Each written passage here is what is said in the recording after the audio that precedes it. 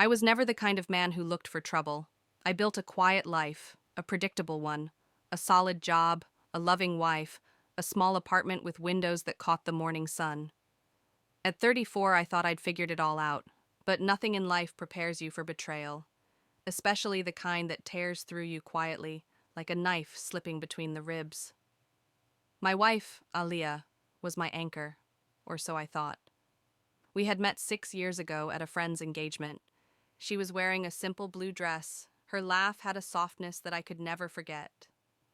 She was working as a freelance illustrator, and I was climbing the corporate ladder in a mid-sized tech firm. Alia had a way of making the ordinary feel magical. I would come home from work to candlelight dinners, sketchbooks scattered across our living room, and music humming from her old speaker. She was my safe place, until she wasn't. Chapter 1: Patterns. It began subtly, little things. She started taking longer to reply to my messages. Her laughter became a little more distant. She'd vanish into the bedroom to take phone calls with the door shut, claiming it was her editor or client work. And then there were the business trips. Odd, considering she worked from home. But love makes you blind. "You're overthinking again," she'd say with a kiss on my forehead. "You work too much. That's your real mistress." And I'd believe her. Or I tried to. Then came the promotion. I was appointed Assistant Director of Operations under Mr. Zayan Qureshi, our young, ambitious CEO. Charismatic, wealthy, and with the kind of confidence that fills every room he walks into. "I heard he's a womanizer," a colleague once whispered during lunch. "Slick guy, never sticks to one woman." I didn't pay much attention. After all, what did Zayan have to do with my life? Apparently, everything. Chapter 2: The Photograph. It happened on a rainy Thursday. A new project had us working overtime. I left the office late, later than usual, and as I walked past Zayan's floor, I heard laughter. A familiar one. I paused. It was Alia's voice. I would know it anywhere. I peeked through the glass panel beside the door. There she was, my wife, sitting on the edge of Zayan's desk, her hair tied back the way she knew I liked it. She was laughing, her hand resting casually on his arm. Zayan leaned in and whispered something into her ear. She smiled, then touched his face. I felt something collapse inside me. Before I could move, she turned, and our eyes met. Her smile vanished. I walked away. I didn't say a word when I got home that night. She didn't either. Chapter 3: Silence. The next few days were quiet. Too quiet. I couldn't confront her. Not yet. I needed more. Proof, reason, closure, something. I started watching, observing, her patterns, her mood, her lies.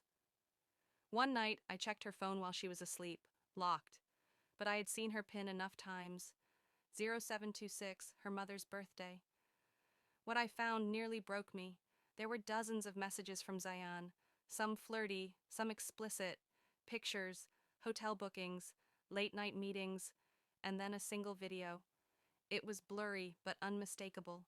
Zayan, Aliyah, together, in his office, kissing. I dropped the phone. I wanted to scream. I wanted to wake her up and ask why. But I didn't. Instead, I slipped out onto the balcony and cried.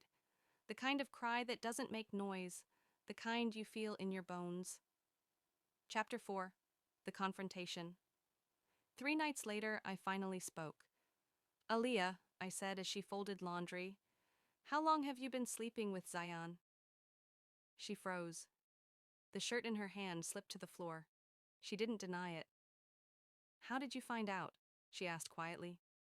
That was her first response. Not an apology, not guilt, just curiosity.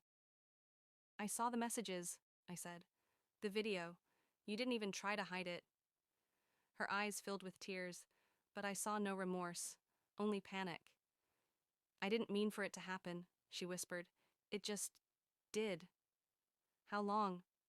"A year." A year. 365 days. While I planned weekend getaways, bought her gifts, celebrated anniversaries, She was with him. He understands me, she added, her voice barely above a whisper. Understands you? I laughed bitterly. He used you. She looked down. Chapter 5. Broken Glass. I left that night, slept in my car. I didn't go to work for 2 days. When I returned, Zayan called me into his office. You've been absent, he said, offering his usual smug smile.